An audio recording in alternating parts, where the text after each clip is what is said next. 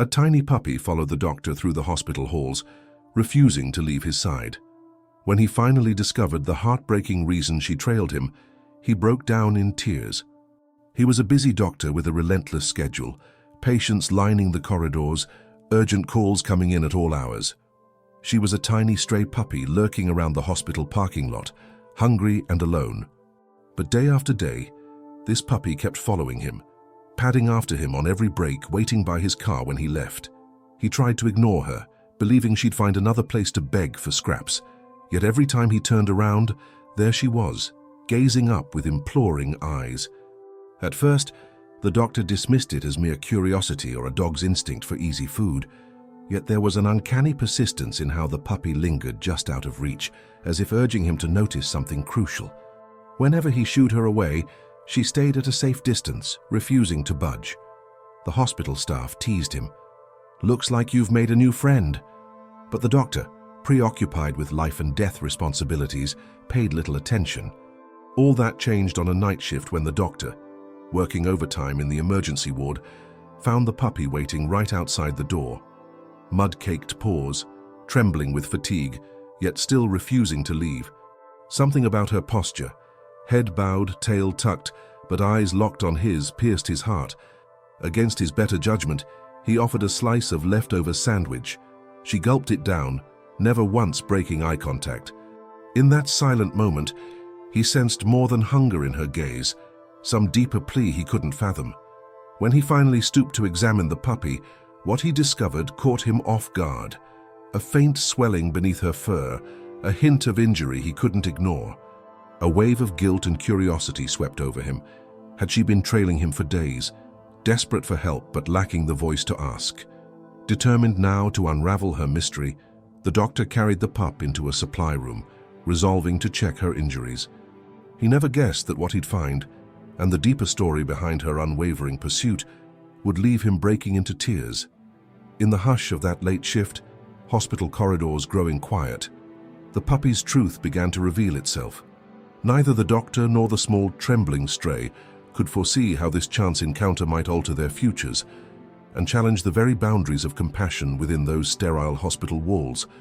Would he set aside his doubt and answer her silent plea?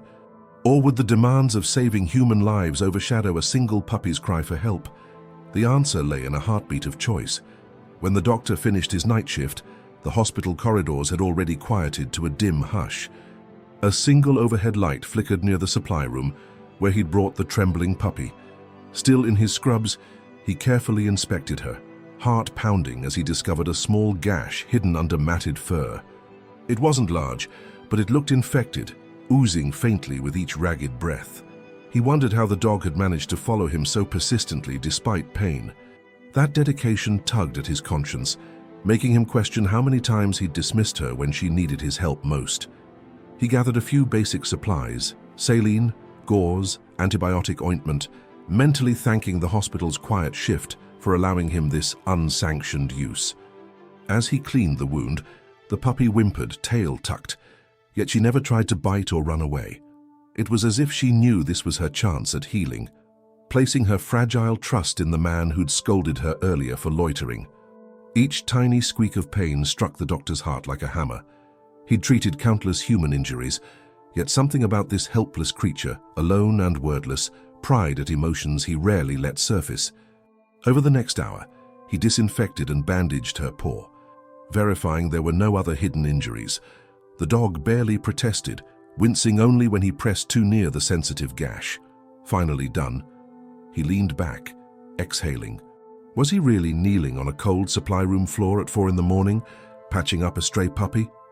The realization pulled a faint laugh from his tired chest. He was used to emergent cases and chaotic triage, but never did he imagine treating a dog within these sterile walls. Yet the puppy's unwavering gaze burned away any hesitation. She offered a hesitant lick on the back of his hand, as if thanking him. The gesture broke something inside him, an emotional dam perhaps, making his throat tighten. He couldn't recall the last time he'd felt so moved by such a small gesture. After countless hours in the ER, witnessing life's harshest realities, he'd learned to keep his heart guarded. But this puppy's soft whimper of gratitude cracked open a door he'd thought permanently shut. He sat there, stroking the puppy's ears, debating his next move. Logically, he should call animal control or a local rescue. He had a life outside these walls, a daily grind of obligations, and no room for a stray dog. Yet each time he imagined handing her to a shelter, a pang of guilt stabbed him.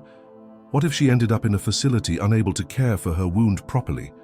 Or worse, what if no one adopted her and she was put down? That outcome, although common with unclaimed strays, felt unacceptable now that she'd entrusted her life to him. Weariness weighed on him, but so did compassion.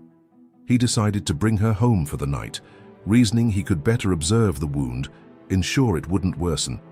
Slipping her into a small cardboard box lined with a towel, he carried her to his car, ignoring the raised eyebrows from a custodian. The puppy settled with minimal fuss, eyes fluttering with exhaustion. Perhaps she sensed she was safe at last. His cramped apartment felt foreign to the dog. When he placed the box in his living room, she sniffed the air uncertainly. He fetched spare blankets, a spare pillow, anything to make a soft makeshift bed. She hobbled on her wounded paw, tail wagging in timid gratitude. He realized then he didn't even know her age or if she had an owner. She seemed 6 or 7 weeks old, underweight, probably abandoned. The possibility that someone tossed her aside like trash gnawed at him.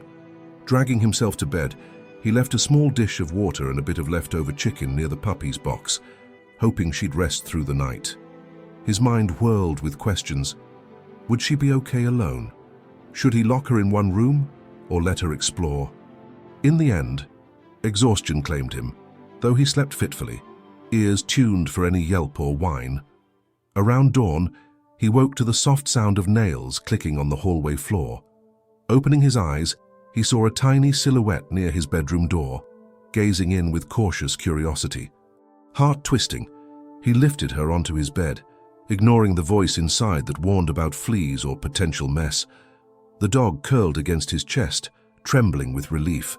He swallowed a lump in his throat, recalling how rarely he allowed such warmth into his life. Doctors learned to maintain emotional distance, necessary for surviving endless rounds of trauma and loss.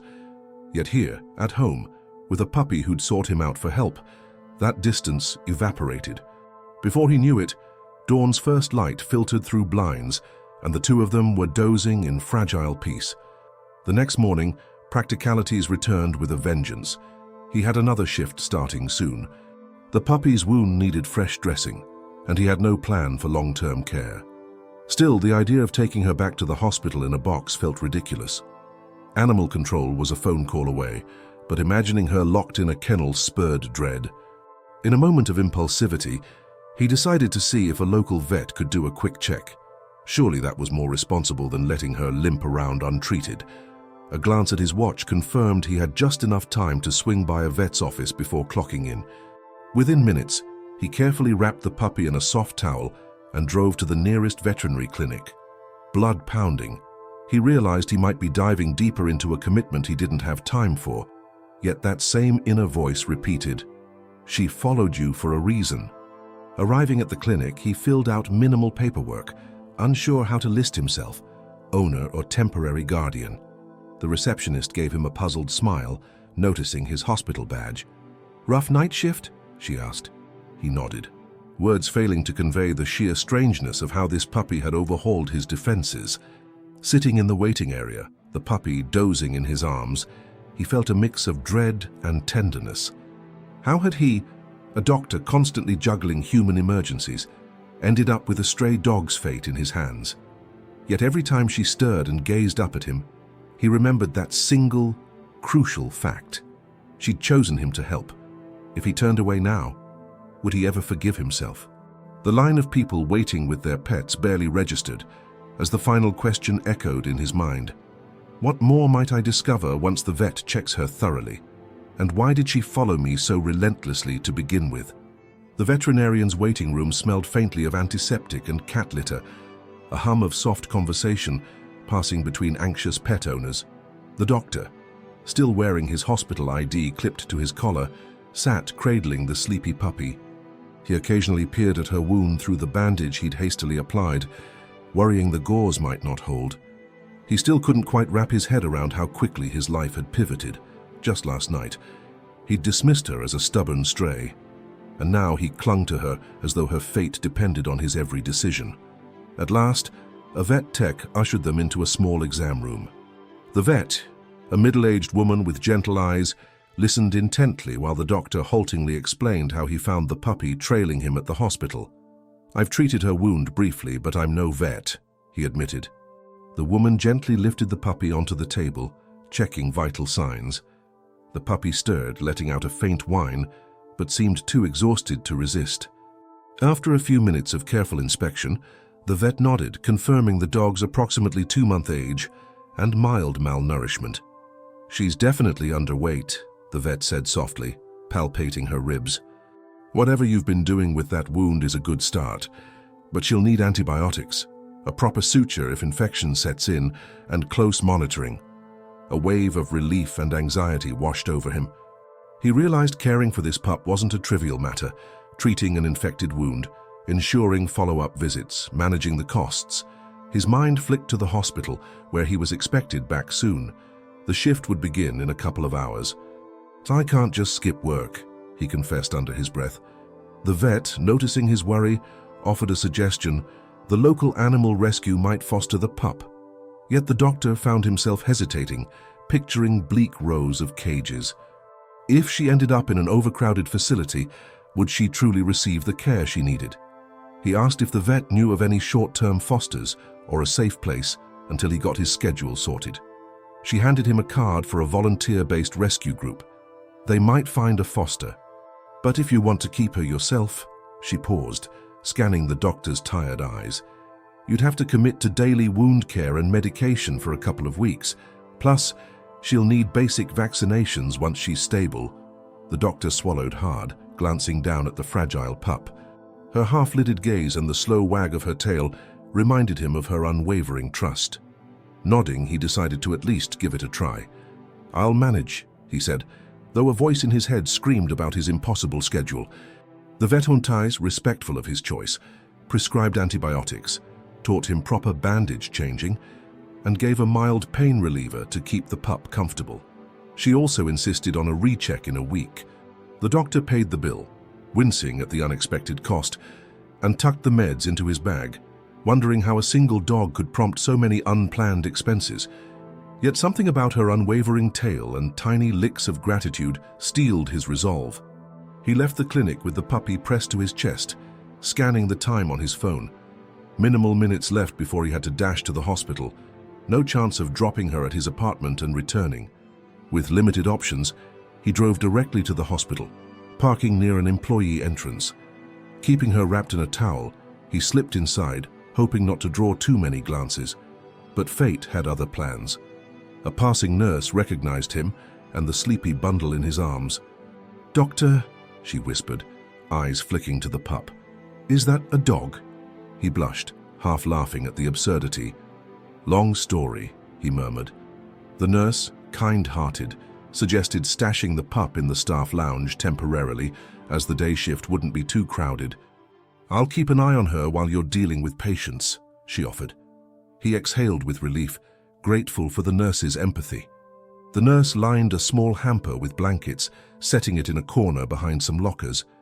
The puppy sniffed warily, whimpered once, then curled up, apparently too exhausted to protest the constant relocations. The doctor thanked the nurse, promising to check in between patients. Racing to the ER, he tried to reset his mind for human care, but images of the pup's wounded paw kept creeping in. He paused at the sink to wash his hands, remembering how the puppy's eyes had lingered on him last night. She'd followed him for days, as if sensing he was the one who could help her. Why him specifically? Throughout his shift, he stole quick moments to hurry back to the lounge, verifying the pup was all right. Each time, the dog would lift her head at his approach, tail tapping the hamper softly. The nurse teased that the dog recognized his footsteps. "She only wags like that when you come near," she teased. By mid-shift, the dog even lapped some water from a shallow bowl the nurse provided. Despite the urgency of sick patients and the usual stress, a surprising calm drifted over the doctor's day. He found himself smiling behind his surgical mask, replaying that morning's events. half in disbelief that he was smuggling a stray pup into a hospital. Yet no guilt plagued him. He felt he was repaying a debt after ignoring her pleas for help so many times. Even so, the question lingered. Why had she followed him so relentlessly? Was it simply the hospital's promising smells of food? Or did she sense he was a doctor, someone who might heal her? The notion felt fanciful, but each time the pup gazed at him with unwavering devotion, he couldn't help but wonder if there was something deeper. After all, strays often avoid crowds, keep distance. She sought him out, prowling near his car, trailing him through side doors. It was as if she'd known from the start he could and would save her. That suspicion tugged at his heart, urging him to look deeper. As the day wore on, he began concocting a plan for the night. He'd finish his shift, gather the pup, and bring her home again. Then tomorrow, maybe phone that volunteer rescue group, see if they could help with fostering, unless, and of course, the dog's presence at his apartment proved manageable. Torn between practicality and an odd sense of protectiveness, he realized the pup had already changed him, infusing compassion where exhaustion once ruled. By the time his shift ended, and he hurried back to the staff lounge, he discovered the puppy awake, bandaged paw trembling lightly. She perked up at his arrival, letting out a tiny bark of recognition. Heart swelling, he scooped her up, ignoring a flicker of guilt about the next day's unpredictability. For now, she was safe, and somehow, the deeper reason she'd sought him out might yet reveal itself in due time. Returning to his apartment with the puppy in tow, the doctor felt a curious mix of relief and apprehension. His shift had run later than expected, leaving him barely enough time to stop by a grocery store for basic puppy supplies, a small bag of starter kibble, a shallow food dish, and a softer blanket than the makeshift towel. Even so, as he carried the pup inside, he questioned if this was truly sustainable. He had no plan for long-term care, no experience balancing medical emergencies at work with the constant demands of a new pet. Yet he couldn't shake the memory of her imploring eyes when he'd found her in that hospital alley. Each time doubt flickered, that image reminded him why he'd taken her home. He placed her gently on the living room rug. She sniffed the air, ears perking at the faint hum of the refrigerator. He noticed how her bandaged paw trembled under her weight, and a pang of guilt twisted in his chest. If she'd followed him for days with that injury, how much pain had she endured, and how had she survived in the city's harsh streets? As she settled into a small corner he'd cleared for her, the doctor dug into a cupboard for a stainless steel bowl, filling it with water and setting it beside her. The pup slurped noisily, which made him smile. "A little life saved," he told himself quietly, or at least on the mend. His phone buzzed with a text from a colleague. "Crazy day in the ER, you good?" He typed a brief reply, "All good. Home now." He considered mentioning the puppy, but decided it might invite teasing or endless questions. After all, he was still grappling with the surreal fact that he'd effectively adopted a stray in the middle of a busy work week. Shaking off fatigue, he rummaged through the grocery bag to open the puppy kibble. Pouring a small portion into her new dish, he half worried she might struggle to eat if she was still traumatized. But as soon as the kibble hit the bowl, she inched forward, sniffed, and began munching eagerly. He exhaled relief, murmuring an encouraging, "Good girl." An hour passed, giving him time to set up the pup's bed near the living room couch. He swapped out the bandage carefully, recalling the vet's instructions, and applied fresh ointment. The dog whimpered but didn't pull away. Her trust in him, despite so little history, unnerved him. He thought of how distant he'd been from people lately, burying himself in the hospital's chaotic environment as a shield against emotional entanglements. And here was a creature that refused to let him hide. As night draped the windows in darkness, he debated the sleeping arrangement. Should he keep her in a closed room or let her roam? Worried she might aggravate the wound, he opted to corral her in the living area.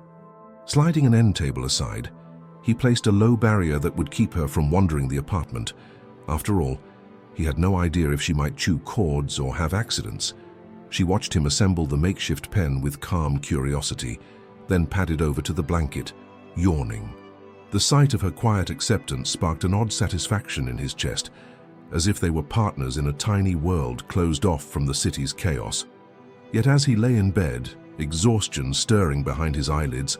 1,000 questions circled. What if she worsened overnight? What if she needed round-the-clock attention while he was at work? Could he arrange a pet sitter in the hospital staff lounge again?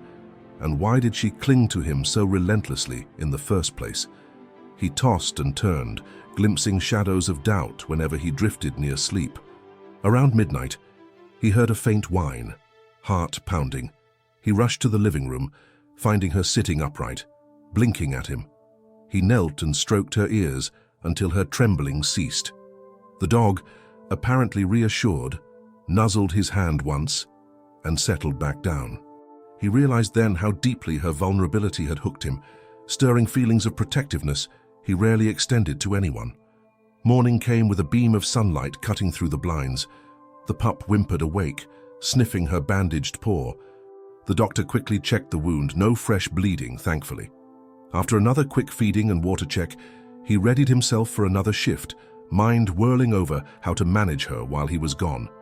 Perhaps he could ask that kind nurse to watch her again in the staff lounge, just for a few hours, but he hated inconveniencing colleagues. Before he could decide, his phone buzzed. The hospital needed him sooner, due to a last-minute scheduling gap. Pressed for time, he slipped the pup into the same cardboard carrier he'd used before. She looked at him with a mixture of confusion and resignation.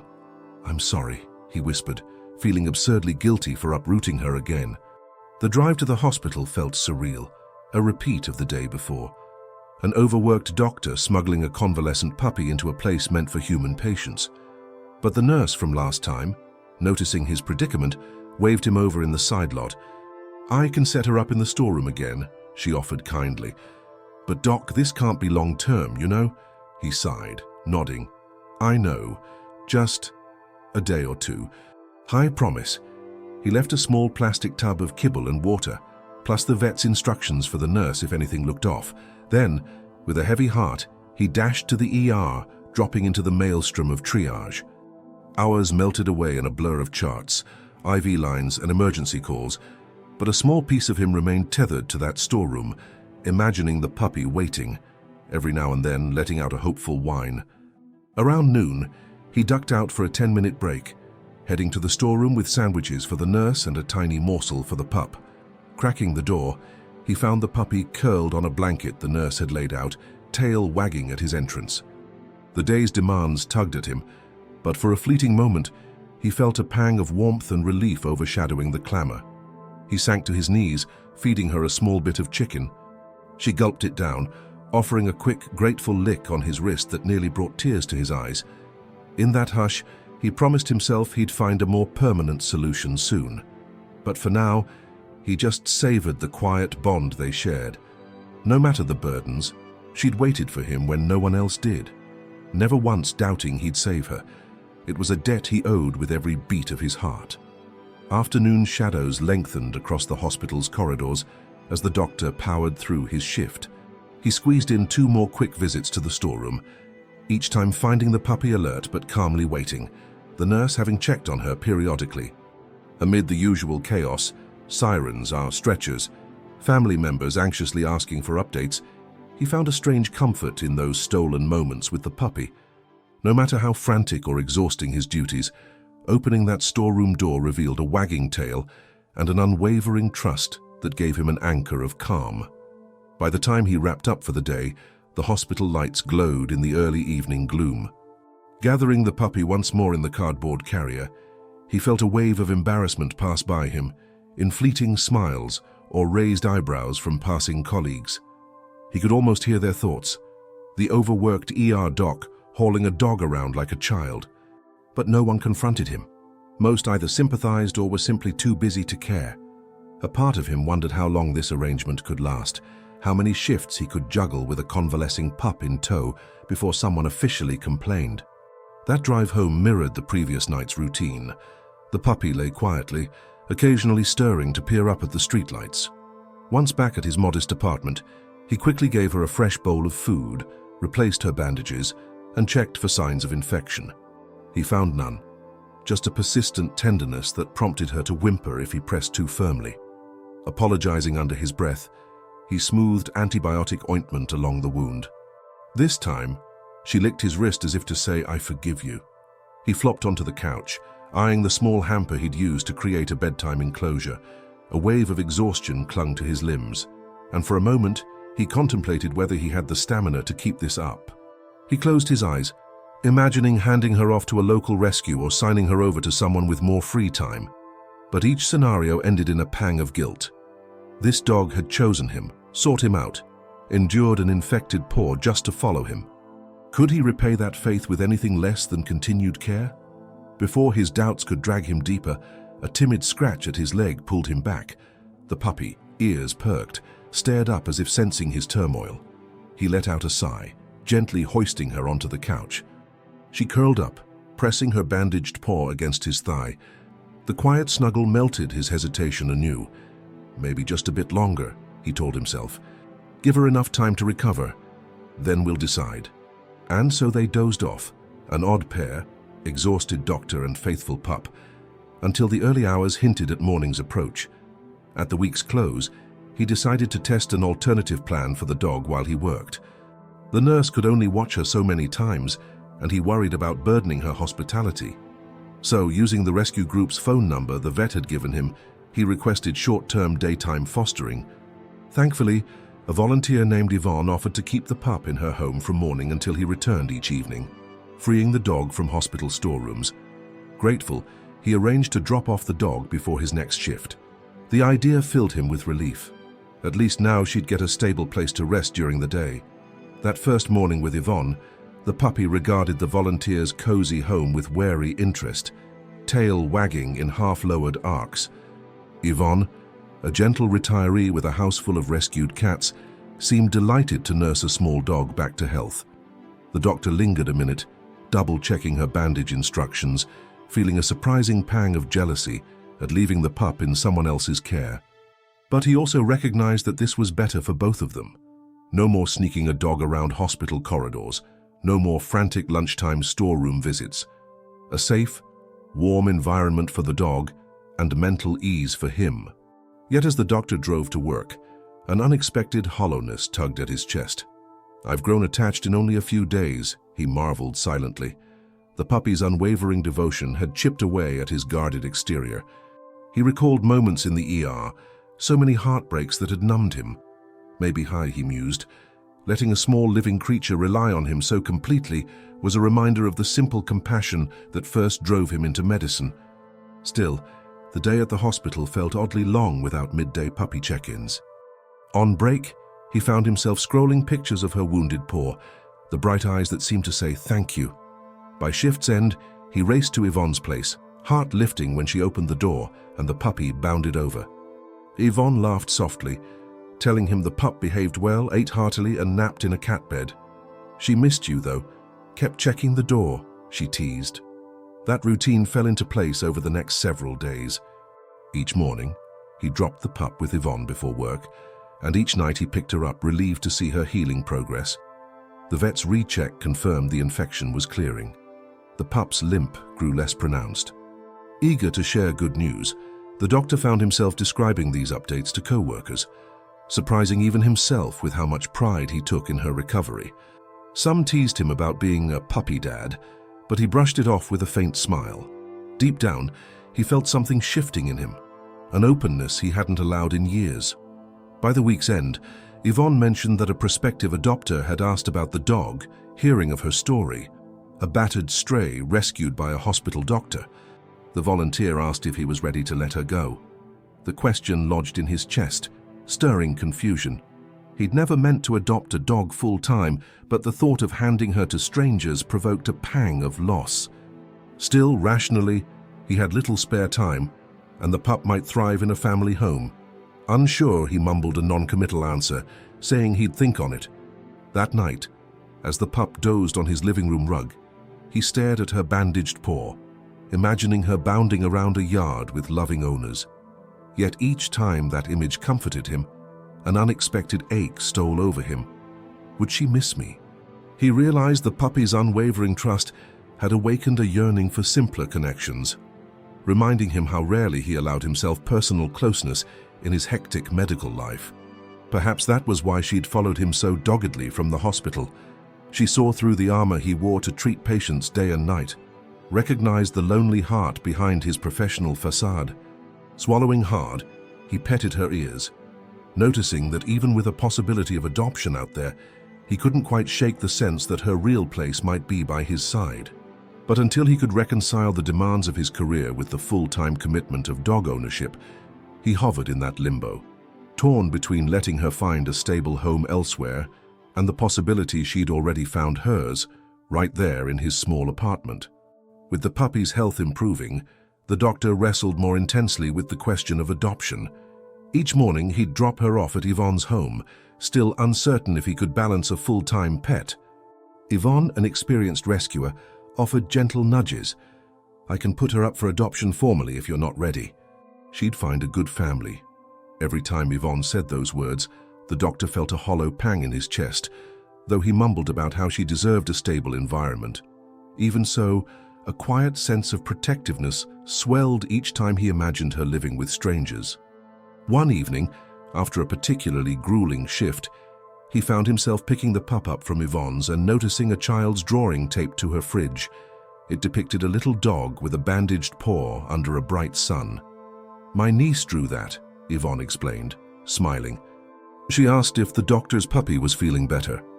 The doctor blinked, warmed by the notion that the pup's story had touched even a child's imagination.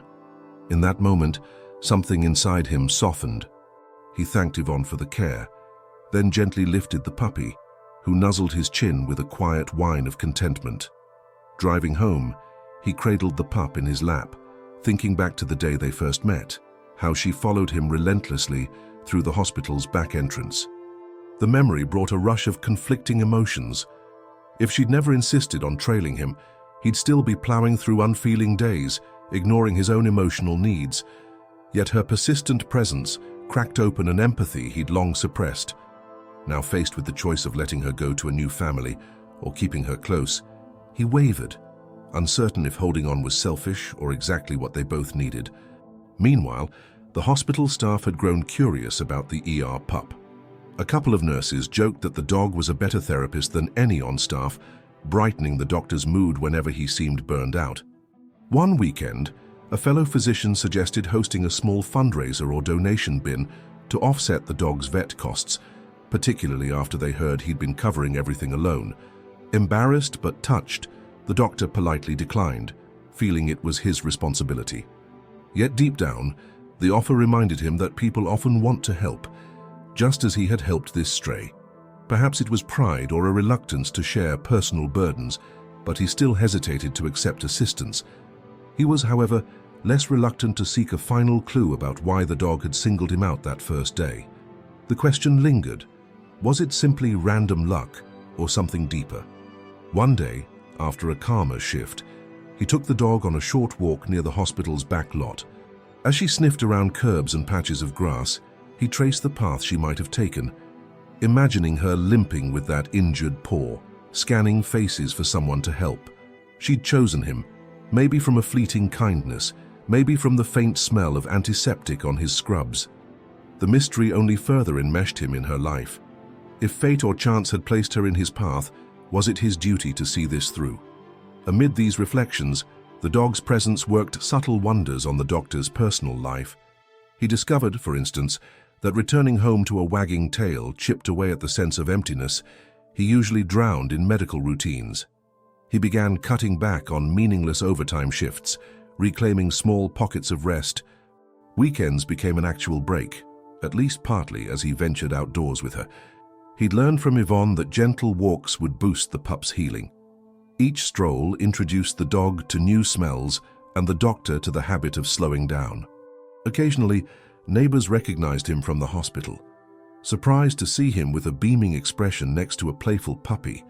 Still, the push from Yvonne's rescue group persisted. A few families had inquired about adopting a small hospital dog after hearing bits of her story. The volunteer would periodically text, "Any updates?" Her family with kids might be a good fit. Big yard, lots of time for her. Each text made the doctor's stomach twist. He typed responses that straddled the line. "Still thinking. Not sure I can keep her, but let me decide." Meanwhile, the pup bonded with him ever more deeply, following him around his apartment with the same unwavering gaze that once followed him through the hospital halls. Late at night, with the dog curled at his feet, he questioned whether letting her go might crush something precious in them both. Eventually, Yvonne gently set a deadline. "We can't keep potential adopters waiting forever. If you want to adopt her yourself, say so. Otherwise, we'll move forward." The doctor read that message one morning, heart pounding. He had to give an answer. No more limbo. That night, he took the puppy for a slow walk in the nearby park, hoping clarity would surface. Under the dim lampposts, leaves crunched beneath their feet. The puppy sniffed everything in sight, occasionally glancing back to ensure he was following. At one point, she limped slightly, reminding him of her still healing injury. He knelt, checking the bandage. She nuzzled his arm. In that quiet moment, he felt tears prick his eyes, recalling how her single act of trust had melted his professional detachment. He realized letting her go now would undo all that growth for both of them. The next day, he told Yvonne, "I'll adopt her if that's still allowed." Her joyous laugh on the phone practically radiated through the speaker. "Of course it is. You've practically been her caretaker from day one. We'll handle the formalities." Relief and apprehension churned in his chest. He was making a real commitment, acknowledging that yes, he wanted her in his life permanently. That night, he prepared a more stable living arrangement in his apartment, bought a proper dog bed, picked up recommended toys, rearranged his schedule slightly so he could be home more often. Each small step felt daunting, yet each time the puppy gazed at him, tail beating the floor, he knew he'd found something immeasurably worthwhile. The doctor feels compassion for the sick mother dog and her puppies, possibly in an old house. A few days after the doctor decided to adopt the puppy, he woke before dawn feeling a new sense of responsibility. No longer was this little dog just a temporary house guest. She was his, fully and officially. The volunteer, Yvonne, had filed the final paperwork, and now the hospital staff teased him about being a dog dad. He named her Melly, inspired by a childhood memory of a stray who once followed him around his grandfather's farm. The puppy, previously nameless, took to the new name with enthusiastic tail wags, as though embracing her fresh start. One early morning, as the sky brightened through his apartment windows, the doctor prepared for another long shift. Melly stretched beside her newly purchased dog bed, bandaged paw healing steadily under his careful watch. He stooped to give her a gentle pat, half whispering an apology for leaving her alone. Yet the thought of confining her for hours pricked his conscience. Maybe he could ask that kind nurse one last time for help. Though the pup was healthier now, letting her roam his empty apartment felt risky. What if she found a way to chew medical supplies or slip outside? With minimal time to decide, he gathered Melly's leash and hopped in his car, driving briskly toward the hospital. He reasoned the staff lounge arrangement might not be as burdensome now, especially if her paw needed occasional rechecking. But even as he parked, doubt gnawed at him. Was he overstepping professional boundaries, turning the hospital into a daycare for his dog? He entered through the side entrance, scanning for the nurse. Instead, another co-worker spotted him and Melly, giving a surprised grin. "She's still here?" the co-worker asked, patting the puppy's head. Before the doctor could answer, the kind nurse emerged, eyes lighting up at the sight of Melly. The nurse offered a quick wave, pulling them aside. "I don't mind watching her one more time," she said softly, "but the higher-ups might raise eyebrows if we keep doing this. Maybe check with the admin if they have a daycare room not in constant use." The doctor thanked her, feeling both relief and embarrassment. Together, they tucked Melly in a corner of the staff lounge again, placing a small pen around her to keep her from wandering. Melly looked at the doctor with calm acceptance, as though trusting he'd return soon. He gently stroked her ears and promised he'd be back during breaks. Then duty called. He dashed off to the ERE, mind-juggling patient charts and a mental to-do list that now included meeting with administration about more permanent, dog-friendly solutions. His first hours flew by in a blur of triaging. In a rare lull, he slipped away to check on Melly. Upon seeing him, she let out an excited bark that made a few staffers chuckle. Between that yip and her wagging tail, anyone passing by got a dose of cheer. Even stressed interns found themselves pausing to coo at the puppy. The nurse teased that Melly was practically an unofficial therapy dog, lowering tension in a place rife with anxiety. Midday arrived with a swirl of new patients. The doctor swallowed a quick sandwich, too busy to grab more than a 5-minute break. Another hour passed, then 2. Finally, he managed to slip back to the lounge only to find the door ajar. Melly's pen was empty. Heart lurching, he scanned the lounge. No sign of her. Fear shot through him. Had she somehow escaped? Did someone take her outside? Right then, a co-worker poked his head in wide-eyed. "Doc, your dog's in the corridor near radiology." She bolted after a stretcher. Panic surged. He dashed down the hall, glimpsing staff pointing around a corner. When he turned it, he found Melly trembling near a supply cart, whining softly at a door labeled isolation. Confused, he approached, calling her name.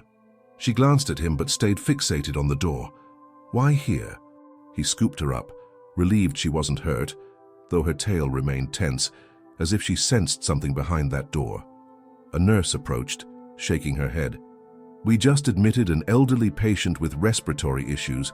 The door's locked to limit exposure." The doctor frowned. Melly's persistent whine intensified, pouring at the air in the door's direction. He asked quietly, "Who's the patient?" The nurse mentioned a homeless man found collapsed nearby, alone, battered. The dog's agitation grew, almost as if she recognized the scent. Could it be someone from Melly's past life on the streets? The notion sounded far-fetched, but as the doctor set Melly down, she inched forward, pressing her nose to the gap beneath the door, tail wagging with uncertainty. Something about her posture, a mix of longing and worry, sent a chill through him. He'd never seen her so fixated. The nurse, noticing the pup's anxious display, commented, "Dogs sometimes sense familiar scents or stress. She might pick up an old friend." The fatherly sense of compassion warred with hospital protocols. The doctor's curiosity spiked. Could this homeless patient have known Melly? Is that why she followed me in the first place? To guide me here? A swirl of unanswerable questions tore through his mind. The nurse reminded him that the patient was under isolation for potential infectious disease. No one could just stroll in with a dog. Yet Melly's trembling stance refused to let him walk away easily. After a tense minute, a radiology tech emerged from behind the door. The doctor quickly asked about the patient's condition: pneumonia, possible broken ribs, severe malnourishment. The tech nodded at the dog, perplexed. Why is she so interested? The doctor hesitated, then explained, "She's a stray I found. She might recognize him from life on the streets. Who knows?" The tech shrugged, heading off with the portable X-ray unit. Meanwhile, Melly whined, pawing the door again. Swallowing, the doctor crouched, pulling Melly gently back. "I can't take you in there," he whispered. "He's too ill and it's not allowed." But in that moment, everything clicked. Her unwavering pursuit, the nights outside the hospital, the sense she'd been leading him somewhere. Could she have been trying to alert him to her friend's predicament all along? The possibility seized him like a revelation. If so, her heartbreak made sense. She'd latched onto the one person who might save this man, the same way she had needed saving. Tears prickled his eyes at the enormity of that silent loyalty. The dog's trembling vigil outside the isolation ward haunted the doctor for the rest of his shift. He couldn't dismiss the possibility that her relentless pursuit of him had been a plea, not just for her own wound, but to help someone else tied to her past. The very thought sent shivers through him. In the ER's cramped break room, he consulted the patient's file, gleaning limited details. Male, approximately 60s, homeless, found unconscious near the hospital steps. That location was suspiciously close to where Melly, his newly named pup, often lingered. Dr. Gardner, the pulmonologist handling the isolation case, mentioned that the man had pneumonia and a possible fractured rib. The patient remained disoriented, barely coherent, drifting in and out of lucidity. No known family. The doctor weighed whether to mention Melly's behavior. The hospital's rules typically barred random animals from patient areas, yet something prodded him to push boundaries. Still, bringing a dog into an isolation ward was out of the question. Instead, he took a practical step. After finishing his main duties, he quietly visited the isolation ward to check on the patient's status. The nurse on duty recognized him from the puppy incident earlier, offering a tired smile but cautioning, "He's not stable enough for visitors, even if it's just a dog." Through a small observation window, the doctor saw an older man lying still, an oxygen mask pressed to his face. Wiry hair tangled around sunken cheeks. The sight stirred pity. Could this be the man Melly once roamed the streets with? Someone who fed her scraps or gave her a place to sleep at night? If so, had she followed the doctor for weeks, hoping to lead him here, forging an improbable lifeline between an unknown patient and a busy physician? Leaving the ward, he returned to Melly, who waited in the staff lounge again. She perked up at his approach, but he noticed her gaze flick toward the corridor leading to isolation, ears flicking with leftover concern. Murmuring a quiet apology, he picked her up and headed home, mind flooded with unresolved questions. That night, sleep came fitfully. Melly dozed near his side, her paw no longer bandaged but still tender. Every so often, she whined softly in her sleep, as though dreaming of the man behind that isolation door. By morning, the doctor resolved to glean more about the patient's background. He spoke discreetly to the hospital's social worker, Ms. Daniels, who sometimes had success uncovering records or next of kin for homeless patients. Ms. Daniels listened with compassion, eyebrows raised when he mentioned the dog's fixation. "It's unusual, but I've seen animals lead us to truths before," she mused. "I'll see if I can find any local shelter or outreach that might have known him." Meanwhile, the doctor juggled his ER responsibilities, frequently recalling Mealy's fervent stance at that closed door, her paw scrabbling against the tile as if she'd do anything to see him. Midway through the day, Ms. Daniels approached him with partial information. She'd discovered that the homeless man, identified only as John Doe for now, had occasionally stayed at a makeshift camp under a nearby overpass. Local volunteer groups sometimes provided blankets or meals there. "It's possible the dog was with him," she offered quietly. The doctor felt a tug in his chest. If the dog recognized him, that would explain why she'd haunted the hospital grounds, trailing after the only person who might cross paths with the ill man. Ms. Daniels shrugged. "He's still not coherent enough to confirm, but if we can stabilize him, maybe he'll reveal more." That afternoon, the doctor sneaked a short visit to John Doe's bedside, though the man lay sedated with oxygen tubes. In the hallway, the dog's anxious behavior replayed in his mind, her trembling paw, her insistent whine. He studied the man's rough hands, imagining them stroking Melly in friendlier times. The nurse in charge said John Doe's condition was improving slightly, but pneumonia was no joke, especially with malnourishment. "He might pull through if his vitals hold steady," she added, adjusting his IV drip. The doctor exhaled, grateful for at least that glimmer of hope. That evening, when he returned home, Melly greeted him with usual enthusiasm, tail drumming on the floor. He sank to his knees, pressing his forehead gently against hers. "I'm doing all I can for him," he whispered, uncertain if she understood. She nuzzled his cheek, a silent acceptance. For all he knew, she might have been his only companion on the streets, a friend he refused to abandon in dire need. Recalling how she insisted on trailing him, the doctor recognized a shared thread. She'd found the one professional who might help. Fate or chance, it had guided her to him. Several days passed in a tense cycle. The doctor checked on John Doe's progress each shift, reporting small improvements in lung function, yet cautious about possible relapses. Meanwhile, Melly resumed her daytime fosters at Yvonne's place, though the doctor sensed her restlessness each time they drove past the hospital on the way. The fatherly older man from volunteer outreach, Martin, heard rumors about the dog who still pines near the isolation ward, prompting him to joke that the dog was more devoted than half the staff. The nurse who'd initially helped watch Melly teased that she's become our lucky mascot, quietly urging the doc to try reuniting them if John Doe recovered. Finally, at the week's end, John Doe's condition stabilized enough for sedation to reduce. The doctor, feeling a swirl of anticipation, approached Mrs. Daniels to see if they could glean any information directly from him. Mrs. Daniels, ever supportive, accompanied him into the patient's room. The man, eyes heavy-lidded, blinked at them in confusion. Softly, "Ms. Daniels asked about his name," his memories. Between raspy coughs, he mumbled fragments. Lived under the bridge. Small dog. Found me in the cold. The doctor's heart clenched. That was likely Maylie. Ms. Daniels prompted him gently. Did you lose her recently? The man coughed, voice quivering. She ran off when I got too sick. Tried to find a safe place, I guess. A tear slid down his cheek as he whispered, I was so worried about her. She's all I had. The doctor realized, with an ache in his chest, that Mellie had orchestrated this entire rescue in reverse, dragging the doctor to the hospital, refusing to let him ignore her, so that eventually he'd find and save her old friend. The full weight of it nearly brought tears to his own eyes.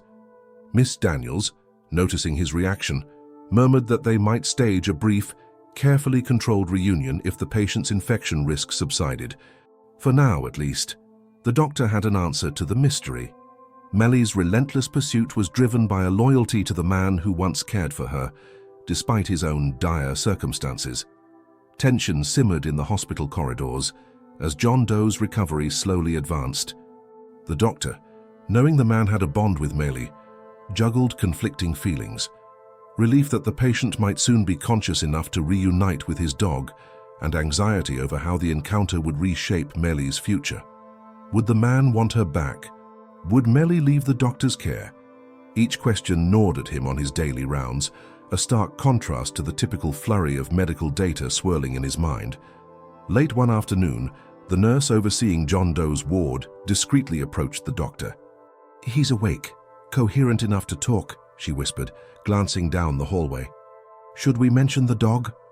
The doctor hesitated, recalling Mrs. Daniels's caution about infection risk. But John Doe's vitals had stabilized, meaning a brief supervised visit might no longer be dangerous. The fatherly older man, Martin, who sometimes helped Mrs. Daniels, also hinted that a simple reunion could boost the patient's morale. After all, therapy animals often aided recovery, especially for homeless patients with emotional strains. A plan emerged. If John Doe agreed, they'd do a short, one-on-one moment in a controlled environment. The doctor retrieved Maylie from Yvonne's house that evening, explaining the situation. Yvonne, eyes shining with emotion, voiced her hope that the man could reclaim the dog if he recovered enough to provide a home. But if not, she added gently, you'll still be there for her. The doctor nodded, heart pounding. In a swirl of emotion, he carried Maylie to the hospital under Ms. Daniels' arrangement, carefully selecting a quiet corner away from main patient flow. The nurse supervised, ensuring no cross-contamination risks existed. At the agreed time, Mrs. Daniels wheeled John Doe, still weak, oxygen tubes attached, into that small lounge. The doctor stood waiting with Maylie, who instantly stiffened, eyes locking onto the figure in the wheelchair. John Doe blinked, recognition dawning in his exhausted gaze. His lips trembled, tears escaping as he whispered, Maylie. The puppy let out a soft whine, tail thumping. Even in the hush, the doctor could sense an electric charge. Dog and man reunited after a near tragedy. John Doe reached out a shaky hand, and Maylie edged closer, sniffing his fingers. The moment felt surreal, bridging two worlds. The gritty overpass where they once survived together, and the sterile hospital halls that nearly separated them. Ms. Daniels dabbed at her eyes, stepping back to let them share a private second. The doctor remained near, uncertain how Maylie would react, but she wagged her tail, leaning her nose against John Doe's hand, a tender reassurance that she'd recognized him all along. A wave of relief and heartbreak swept through the doctor. He realized Maylie might choose to remain with the man who'd originally cared for her, who possibly saved her from colder nights on the street. He swallowed, recalling how she limped around with that infected paw, determined to find someone to help him. This silent dog's loyalty soared beyond mere survival. She'd risked her own health to lead a doctor toward her gravely ill friend. The weight of that hit him anew, almost stinging his eyes with tears. As the patient sobbed quietly, Ms. Daniels gently asked if he'd like to keep Maylie once discharged. John Doe clutched the dog's paw, voice trembling. I love her more than anything, but I have no home, no job. He closed his eyes in shame. She deserves better than life under a bridge. The doctor, in watching, felt a pang of empathy. Compassion welled up, just as Melly had found him. Perhaps he now had to find a way to bridge the gap for both man and dog. Quietly, he knelt. "Look, your health is improving. Ms. Daniels can help find transitional housing. Some places allow pets." John Doe blinked, watery eyes flicking to Melly, then back. You'd do that?" The doctor offered a faint smile. "We'll try. Meanwhile, Melly's been staying with me and a volunteer foster. She's safe. Focus on healing." Tears welled again in John Doe's eyes. He kissed the dog's head, voice cracking. "Thank you for everything. I was sure she died or run off, but she found a way." They shared a few more hushed minutes before Ms. Daniels signaled the end of the brief visit, mindful of the patient's fragile state. As she wheeled him away, Melly whined, straining to follow. The doctor gently coaxed her back, heart heavy at the separation. Once John Doe cleared the corner, the doctor stood there cradling Mealy, feeling the emotional fallout. "This dog turned my life upside down, and now I see exactly why. She'd never been a random stray. She was on a mission." "Miss." Daniels approached, speaking in a low voice. "He's responding well to treatment, but it'll be weeks before he's discharged.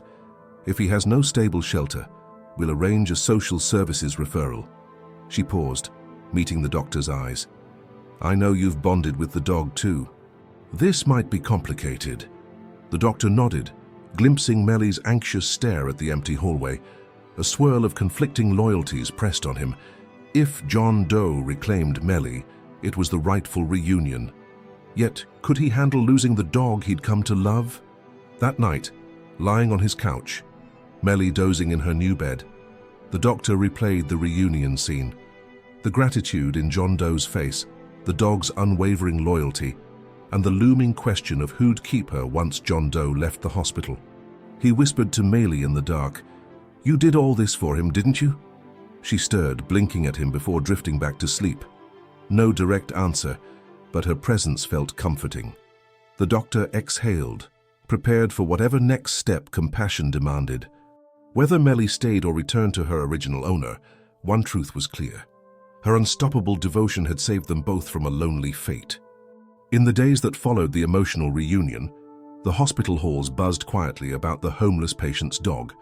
Some staff who'd only heard rumors now saw proof that the stray trailing the doctor had a deeper story.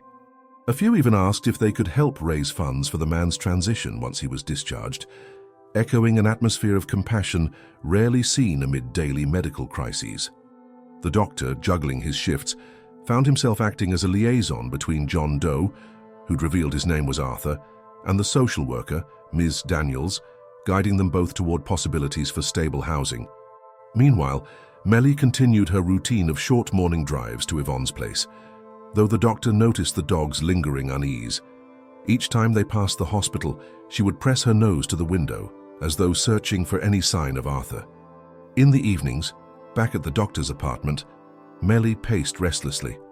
The doctor caught her staring at the front door more than usual, whining in short bursts as if asking, "Isn't it time to go see him?"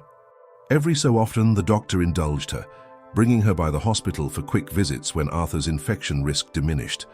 Those brief visits, held in a small, controlled lounge, left both man and dog trembling with relief and heartbreak upon each goodbye. One afternoon, Arthur mustered the energy to speak in more detail with the doctor. His voice rasped from lingering pneumonia, but his gratitude shone through every word. "I found Melly by the river months ago," he explained, leaning on his wheelchair. "We looked out for each other. When I got too sick to walk, I told her to find help. Never thought she'd actually do it." He blinked back tears. "I guess she sensed you. I'm sorry I put you in that spot." The doctor shook his head, voice tight.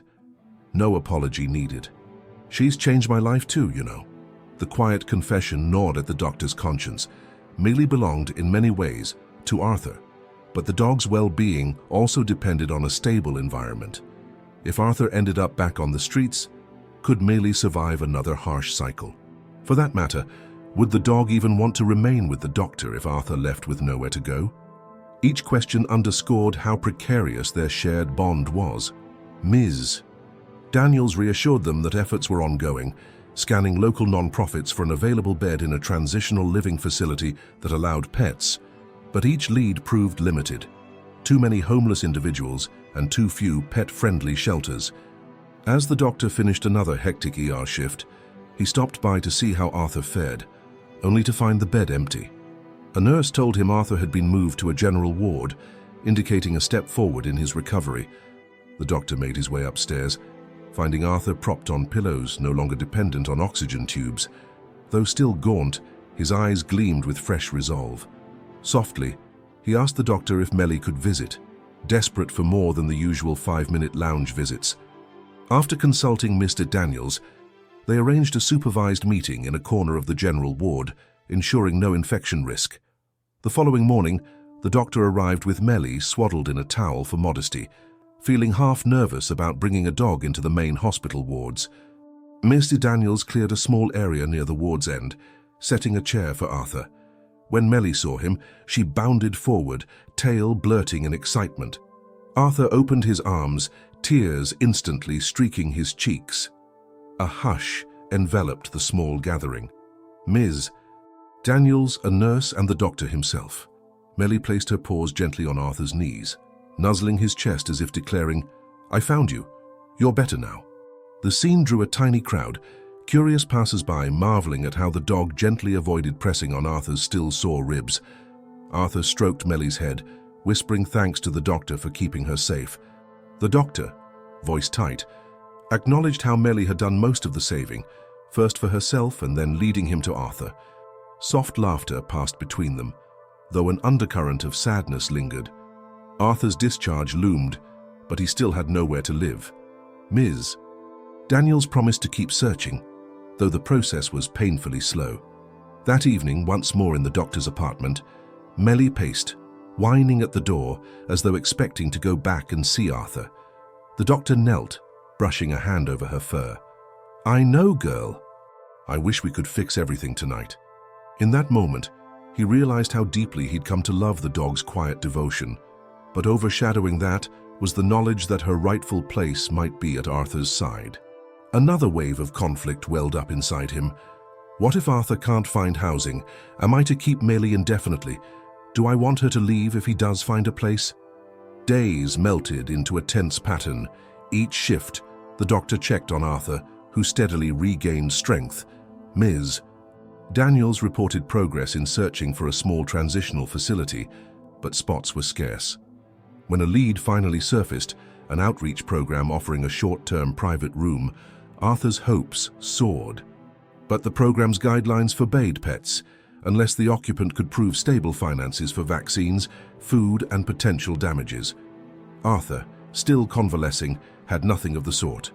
Ms. Daniels tried appealing for an exception, mentioning the dog's heroic loyalty. Yet the facility's management remained unmoved. Desperation weighed on Arthur, leading him to confess privately to the doctor. "If I can't bring Melly, maybe you should keep her. She deserves better than wandering again." Hearing this broke the doctor's heart. While a part of him yearned to keep her, he knew that the dog might also yearn to be with the man she'd followed so fearlessly in the street. Torn to see, he offered a cautious compromise. If Arthur moved into the facility alone, the doctor would keep Melly temporarily, ensuring the dog's well-being. Meanwhile, they'd still try to find a permanent pet-friendly solution. Arthur nodded gratefully, though tears glistened in his eyes. Finally, the day of Arthur's discharge arrived. Mrs. Daniels stood by, re-verifying the short-term facility's acceptance of a single occupant. The doctor came in early, Melly at his side, though she waited in the corridor outside the ward. Arthur, dressed in donated clothes, gripped the doctor's hand with a trembling smile. "You saved me. And you saved my dog." The doctor, struggling with emotion, explained they hadn't given up. "We'll figure something out for you two. Promise." Their final embrace was bittersweet, Melly unable to be in that final moment of signing paperwork. Then Arthur left in a volunteer's car, a wave of conflicting hope and sorrow trailing behind. That evening, the doctor returned to his apartment with Melly, who sniffed him expectantly. Perhaps she sensed Arthur's scent, maybe wondering why he wasn't with them. The doctor sank onto his couch, letting out a heavy sigh. He'd never imagined adopting a stray dog would plunge him into the tragedies of homelessness. Now it felt personal. Melly curled beside him, offering silent companionship, as if to say they'd come this far. Maybe they could keep forging a path forward. And as dusk settled, the doctor resolved to continue pushing for a better outcome, for Melly and for Arthur, believing that compassion once sparked couldn't be easily extinguished. For days after Arthur's discharge, a subdued heaviness hung in the doctor's apartment. Melly, now fully healed from her injury, roamed the living room with restless energy, occasionally staring at the front door as though expecting someone to arrive. The doctor could guess why. She missed Arthur. Each night, when he collapsed on the couch after a busy shift, she'd sidle up, placing her paw gently on his knee, gazing at him with an unspoken question. When are we going to see him again? The doctor, meanwhile, threw himself into a flurry of inquiries. He texted Ms. Daniels and Martin regularly, trying to see if Arthur's transitional facility might reconsider a pet-friendly policy. He looked into local charities that sometimes sponsored small grants for people in Arthur's predicament, those who had a dog but no stable income. Most leads fizzled. Resources were stretched thin and exceptions were rare. The best solution required time. If Arthur could secure a job or some form of steady assistance, the facility might relax its stance and let Melly join him. On one of his days off, the doctor decided to visit Arthur at the transitional house. He brought Melly along, albeit uncertain if the staff would allow a quick meet. Arriving at a modest building with a fenced perimeter, they found Arthur waiting on a small bench outside, arms wrapped in a coat donated by volunteers. Spotting Melly, his eyes lit up with joy, and the puppy practically dragged the doctor forward, tail whipping in excitement. The staff seemed uneasy, but they allowed a brief reunion in an outdoor corner. Arthur, tears brimming again, showered Melly with affection, murmuring apologies for not being able to keep her right now. The dog nuzzled his chest, whining softly. The doctor stood by, heart aching at the sight of them torn apart by circumstance. When the short visit ended, the facility manager asked them to leave. Rules forbid extended dog presence. Arthur handed the doctor a small paper scrap with shaky handwriting, the phone number of a distant relative he was trying to contact for more permanent housing. "If I manage to stay healthy and find work," he said hopefully, "maybe I can rent a room that allows dogs. She can come live with me then?" The doctor nodded, forcing a smile as Melly pawed at Arthur's shoe, reluctant to say goodbye. Driving home, Melly lay in the passenger seat with drooping ears, letting out a low whimper. The doctor, feeling the weight of her sadness, stroked her fur at a stoplight. "I know, girl, I'm sorry." After everything, he realized how deeply Melly craved Arthur's presence. Yet at the same time, her bond with the doctor had grown too, weaving them into a strange triangle of loyalty. He couldn't deny that a piece of him didn't want her to leave, even if that was selfish. Still, seeing the raw devotion in her eyes when she reunited with Arthur made it clear she belonged to both of them. That night, the doctor scrolled through job postings, brainstorming how to help Arthur secure stable employment. He reached out to Yvonne, asking if her rescue network knew of any fosters who might host both man and dog temporarily, but she had no leads. Martin chimed in with an idea. Maybe the hospital's philanthropic committee, which often donated to local causes, could sponsor a small rental deposit for Arthur. But red tape and liability concerns stood in the way. As the doctor weighed each dead end, Melly rested her chin on his ankle, exuding quiet patience as though trusting him to eventually find a solution. One evening, Mrs. Daniels contacted the doctor with tentative good news. A local cafe was hiring part-time help. The cafe owner, a friend of Miss Daniels, was open to giving Arthur a chance if he could provide basic references and stay consistent. That same day, the facility manager hinted that if Arthur showed proof of stable income, they'd consider letting him keep Melly with him. However, it required a formal letter from an employer, plus evidence that Arthur could manage pet expenses. The doctor's heart leapt. This was the break they needed. He relayed the update to Arthur, driving Melly over for another short visit at the transitional facility's fence line. Arthur's face, though still lined with hardship, brightened. "I can do it," he vowed, hugging Melly gently. "I used to wash dishes at a restaurant years ago." If they'll have me, I won't let them down. The doctor offered encouragement, promising to help with any paperwork. Ms. Daniels, prepared to expedite references, arranged an introduction at the cafe. The following week felt surreal. The doctor juggled ER shifts while ensuring Arthur's interview went smoothly. He drove Arthur there, introduced him to the cafe owner, a kindly woman who seemed moved by his story. As Arthur stood in the cafe's humble kitchen, describing his past work ethic, Melly sat patiently outside with the doctor, peering in through the glass door. In that moment, the doctor had never felt prouder. This ragged storyline was blossoming into real redemption. When Arthur emerged, a new glow flickered in his expression. "She's giving me a shot," he said, voice trembling. "Minimum wage, part-time, but it's something." Soon, Arthur filed the necessary papers with the transitional facility. The manager conceded that if Arthur paid a small pet deposit and provided vaccination records, Melly could join him. The last step required the doctor's help, ensuring Melly had all her shots up to date, plus a letter confirming she was healthy and not a threat to other residents. With quiet determination, the doctor scheduled an appointment at the vet. Yvonne donated a new collar and leash, Miss. Daniels chipped in for the deposit, and Martin offered moral support, calling it a perfect example of community synergy. Yet through each step, the doctor wrestled with a swirl of relief and heartbreak. If Arthur succeeded, Melly would finally return to the man she'd loyally served. That was the rightful outcome.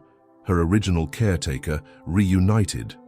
Yet at the same time, the doctor felt pangs imagining his apartment empty of her enthusiastic greetings, her warm presence that had breathed life into his solitary routines. He debated speaking up, admitting he wanted to keep her. But each time he saw how Melly glowed around Arthur, the decision felt clear. She'd chosen him from the start to rescue her friend. The doctor had simply played a part.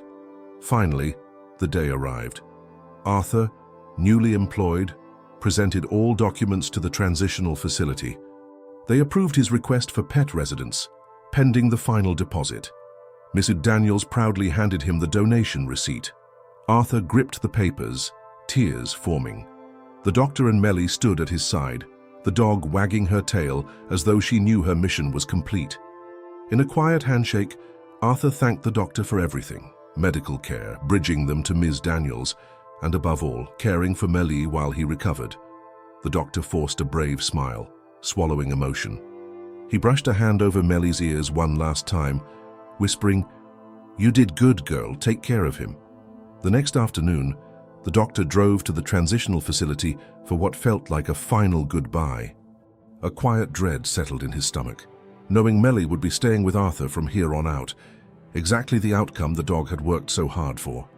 Still, the thought of returning home to an empty apartment brought unexpected pangs of loneliness. Melly sat in the passenger seat, ears twitching at every turn, as though sensing something was about to change. They arrived in front of the low-key complex. Arthur waited on a small bench, wearing the new uniform from the cafe, black slacks and a plain polo. He looked healthier than ever. Color returned to his cheeks, posture steadier. The moment he spotted the car, a broad grin lit his face. "My friend," he called out, lifting a hand in greeting. Melly leapt from the seat, wagging furiously as soon as the doctor opened the door, dashing to Arthur's side. The fatherly older man, Martin, lingered near the facility's front door, ready to finalize any paperwork. The dog pressed close to Arthur, whining in delight as he ran his hand over her fur. Behind them, the facility manager appeared, gently reminding them of the guidelines. Melly had to remain on a leash in common areas, and if Arthur couldn't meet monthly fees, the arrangement might be revoked. Ms. Daniels, having come to witness this final step, nodded solemnly, clarifying that the deposit was already paid. "All that's left is to sign," she said softly. Arthur, hugging Melly, looked at the doctor with tearful gratitude. "I can't repay you enough," he whispered. "You gave me a second chance and saved her too." The doctor swallowed, trying to keep a firm expression. "She saved you first," he murmured. "I was just part of her plan." A small, bittersweet laugh rippled among them. Melly seemed oblivious to the gravity, gazing back at the doctor, tail swishing as if torn between staying with Arthur and following her rescuer. Arthur patted the bench, urging the dog to settle. "I promise I'll do right by her," he vowed, glancing from Miss Daniels to the doctor. A wave of relief passed over them all. The fatherly older man, Martin, quickly produced a short contract verifying the transitional facility's acceptance. Arthur signed with a trembling hand. The manager stamped it, signifying the final official step. Melly was now authorized to live on the premises under Arthur's care, so long as he maintained his new job and complied with facility rules. A hush followed, fraught with emotion. Rebecca, one of the volunteers who'd helped watch Mealy, stepped forward to snap a quick photo. Arthur, Melly, and the doctor flanking them. In the snapshot, Mealy's ears perk up, as though capturing the sweet final chord of her improbable mission. The doctor forced a smile, though his chest tightened, aware that after this moment, Melly would no longer greet him each night or roam his apartment in playful curiosity. She'd be with the man she bravely sought out help for in the first place, a rightful conclusion to her quest. Eventually, Miss Daniels suggested they let Arthur and Melly settle in. The doctor knelt, calling Melly over for a last affectionate pat. She trotted forward, licked his cheek, tail wagging in that gentle, grateful way he'd come to cherish. "Thank you, girl," he whispered, voice thick, "for everything." He stood, blinking quickly to keep tears at bay. He turned to Arthur with a faint smile. "Keep me updated on her progress. I'm still a phone call away if she ever needs medical care." Arthur nodded, voice choked as he thanked the doctor yet again. And with that, Ms. Daniels led Arthur inside, Melly trotting by his side, tail high. The door closed, leaving the doctor and Martin alone under the facility's modest awning. A wave of finality struck him. Martin clapped his shoulder, murmuring how incredible it was that a stray dog had orchestrated such a chain of compassion. The doctor, wiping his eyes discreetly, murmured agreement. "I never asked for any of this, but I'm so glad it happened," he said, voice trembling. Martin's nod confirmed the sentiment. Sometimes, the most unplanned bonds yield the deepest changes. Returning to his apartment, the doctor found the silence heavy. No paw steps on the floor, no curious nose poking at his duffel bag when he arrived. He sank onto the couch, stare drifting to the empty corner where her bed once lay. He'd dropped it off for Arthur to use, along with the remaining kibble. Though his rational mind insisted he'd done the right thing, emptiness still coiled in his heart. The phone pinged, a text from Ms. Daniels, a snapshot of Arthur and Melly exploring the facility's small courtyard, looking content. "She's home," Ms. Daniels wrote simply. In the hush, the doctor allowed himself to grieve the loss of her presence. But overshadowing that was the deeper joy that Melly had found her rightful place. She'd followed him for weeks, endured painful nights, leading him to a man who needed rescue. She taught him that even in the sterile world of hospital life, compassion could flourish from unlikely corners. He realized he felt more open now, more eager to connect with people he once kept at arm's length. So, ironically, Melly's departure left him not alone, but awakened. Days passed, turning into a week, then two. The doctor kept busy at the hospital, but each shift he found his gaze wandering to corners Melly had once explored. Occasionally, Ms. Daniels sent updates. Arthur's new job was steady so far, and Melly was adjusting well to the transitional facility's routine. She recognized the doc's lingering attachment, so she arranged a surprise, a short invitation to see them once Melly fully settled in. The doctor, nerves twisting, accepted. That final meetup transpired in the courtyard near dusk. The doctor arrived to see Arthur kneeling in the grass, playing with Melly, who bounded across the patch of lawn with the vigor of a healthy young dog. She spotted the doctor, paused, tail wagging in joyous recognition. Racing over, she greeted him with a flurry of licks, as though no time had passed. Arthur approached, smiling. "She never forgot you," he murmured. The doctor crouched, burying his hand in her fur, tears gathering behind his eyes. Melly brushed his cheek, then trotted back to Arthur, settling at his side. In that moment, the doctor felt the last puzzle piece click. Melly belonged to Arthur, yet she'd always remember the one who dressed her wounds, carried her through the hospital storeroom, and ultimately helped her complete her mission. The unspoken bond between all three endured, stronger than any words. Rising from the lawn, the doctor bid them both farewell, a peaceful sense of closure blooming in his chest. Mellie's eyes followed him, and he smiled in gratitude. Sometimes, a stray's silent plea changes more than one life. It sparks a wave of healing no operating room or prescription could replicate.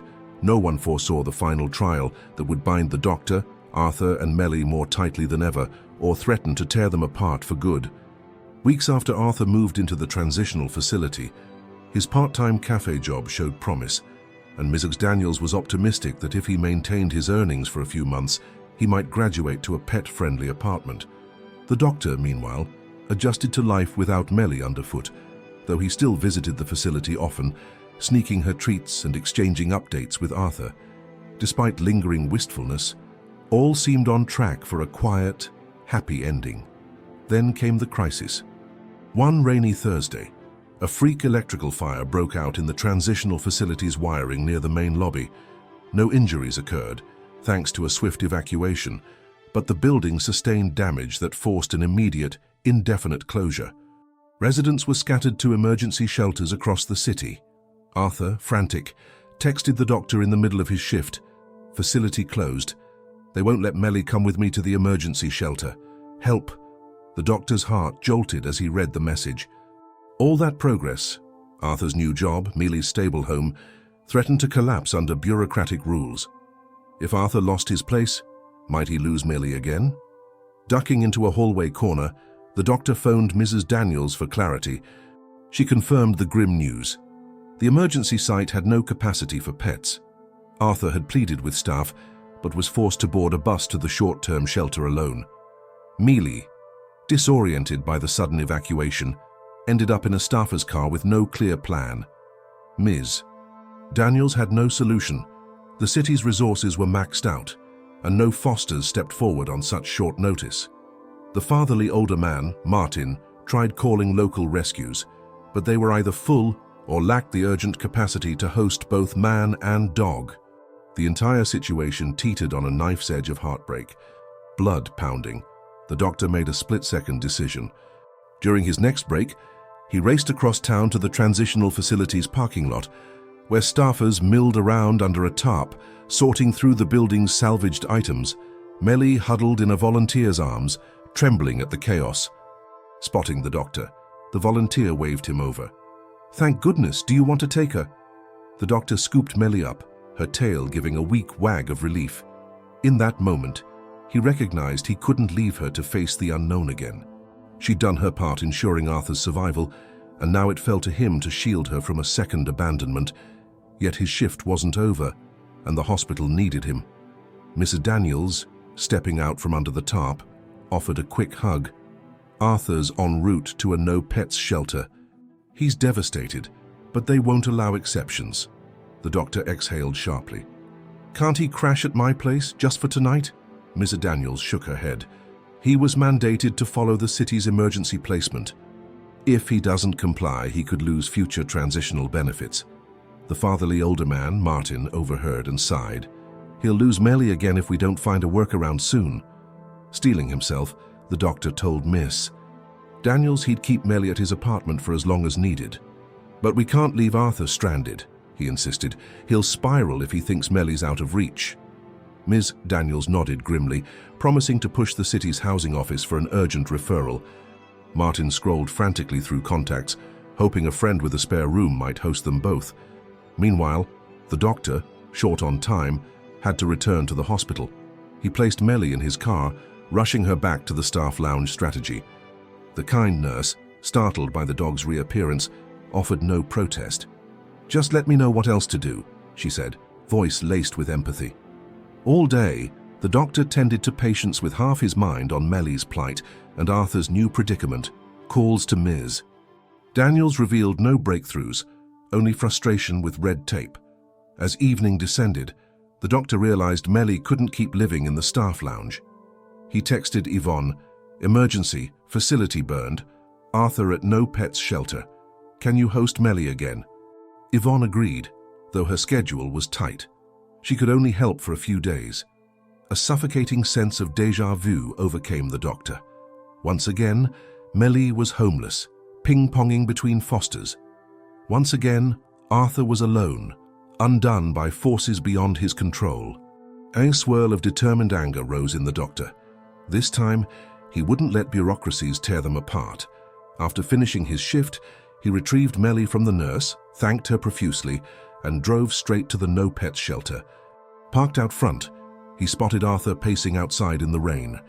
Security guards lurked near the door, ensuring residents stayed inside or adhered to check-in times. Arthur, soaked and shivering, recognized the car's headlights. He rushed over, face twisted in anguish. "They won't let me keep Mealy. I can't lose her again. I'll leave if I must." He started to walk away, but the doctor grabbed his arm gently. "Arthur, if you leave, you lose the next transitional spot." "We can't let that happen," Melly whined from the passenger seat, front paws pressed to the window, seeing Arthur in the downpour. The guard advanced, barking that Arthur return to the shelter or risk a curfew violation. Caught between heartbreak and logic, the doctor shielded Melly, urging Arthur to remain calm. In a lightning stroke of inspiration, the fatherly older man, Martin, arrived, brandishing a phone. "A last-minute arrangement," he gasped. "A local philanthropic woman with a large property can host both Arthur and Mealy if we get them there tonight." He thrust the phone at the doctor. The frantic conversation that followed revealed a retired nurse, Ms. Eileen, who'd turned her spare house into emergency lodging for individuals with nowhere else to go, and allowed pets. She had one bed open. In a breathless flurry, Mrs. Daniels confirmed Ms. Eileen's location. The guard, seeing a valid solution, relented. Arthur, tears mixing with rain, nodded vigorously. Yes, I'll go. I'll keep my job. I'll keep Melly." The doctor motioned him into the car, ignoring the guard's raised eyebrows. Melly barked in joy as Arthur slid into the back seat. For the first time since leaving the transitional facility, dog and man were together under the same roof, albeit a car roof, for more than a fleeting moment. Driving through the soaked streets, the doctor glanced in the rearview mirror, Arthur cradling Melly, whispering soothing words, as though they'd both stepped from a nightmare into an uncertain dream of new hope. Martin followed in his own car, Ms. Daniels texting directions, forging a near-miraculous rescue mission. 40 minutes later, they arrived at Miss Eileen's modest farmhouse on the city's outskirts, warm light pouring from windows, a sturdy fence around a small yard. Ms.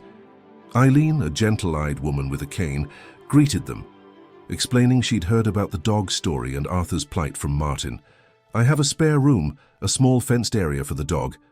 I can't do this forever, but at least it's better than a shelter that won't allow her." Relief flooded them all. The doctor turned to Arthur. "You can keep your job, keep your dog, and keep your progress." Arthur bowed his head in gratitude. Mealy hopped out, sniffing the grass, wagging her tail at the fresh smells, standing in the glow of Mrs. Eileen's porch light.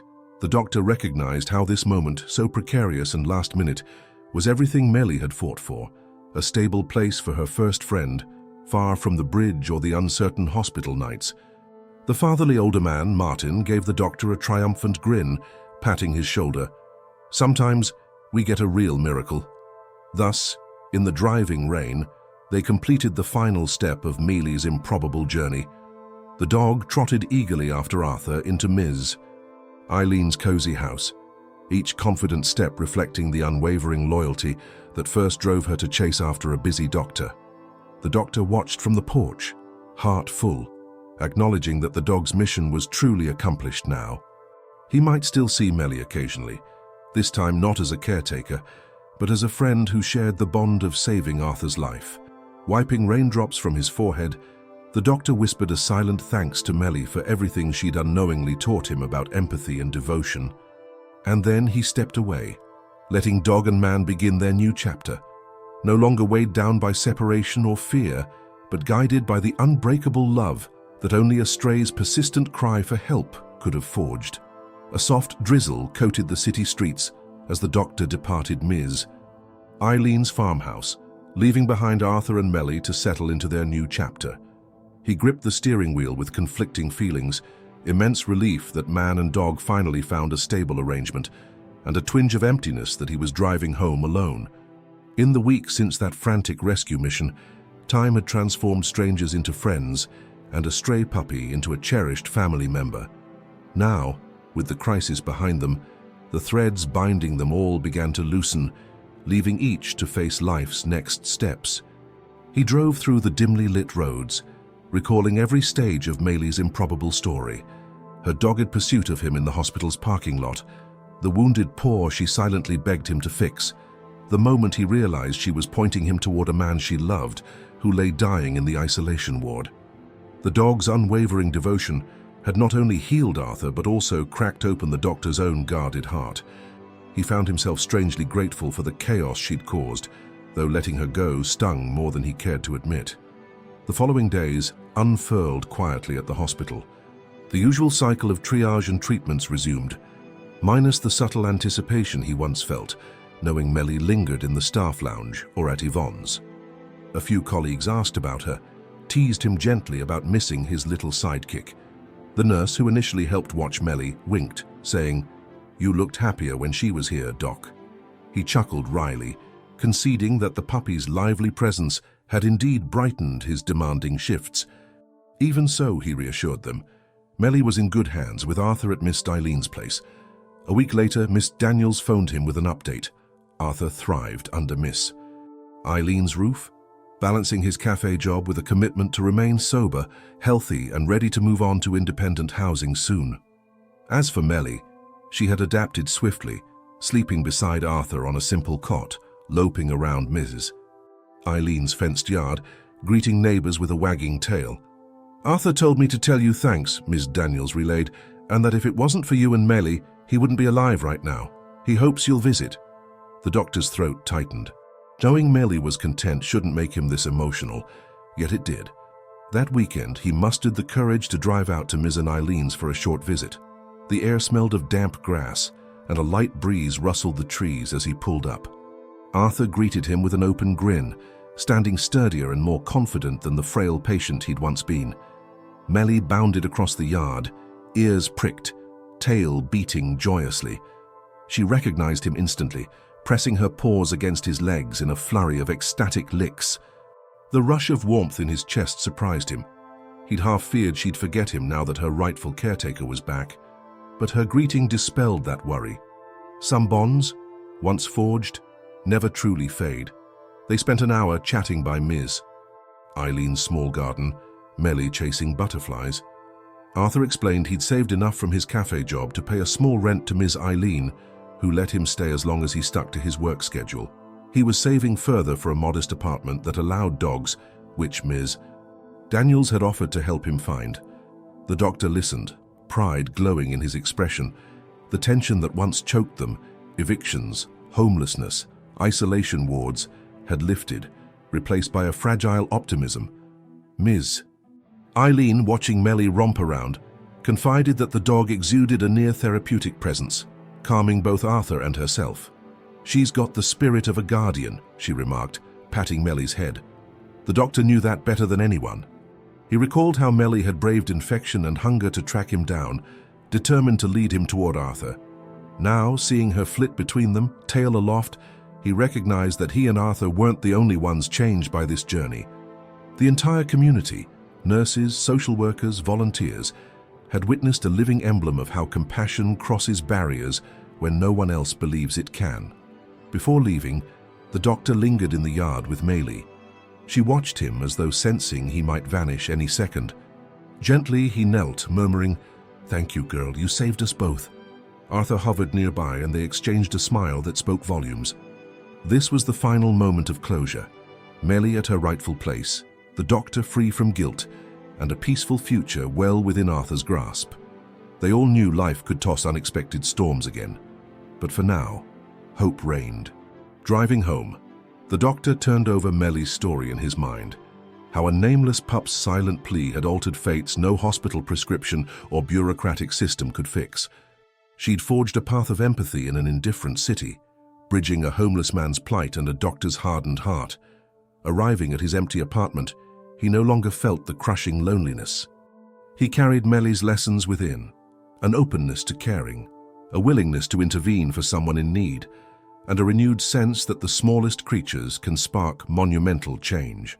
If this story about an unspoken bond between a stray puppy, a dedicated doctor, and a struggling man moved you, we invite you to continue spreading its message. Subscribe to our channel for more real-life tales of how small acts of compassion can unite and heal. Like and share this video if you believe the world needs more stories where empathy defies all odds. And leave a comment below. Have you ever witnessed a stray animal's unwavering devotion guiding people toward help? Let's celebrate the capacity of every creature, human or dog, to create ripples of hope that flow far beyond one act of kindness. That night, the doctor gazed at his quiet living room corner where Mellie's bedding used to lie. Though emptiness lingered, he recognized it as a testament to a journey completed. Mellie had found a second chance for both herself and Arthur. As he drifted to sleep, he felt no regret, only profound gratitude for the puppy who'd once followed him through hospital corridors and turned his tears into a promise to never ignore a silent plea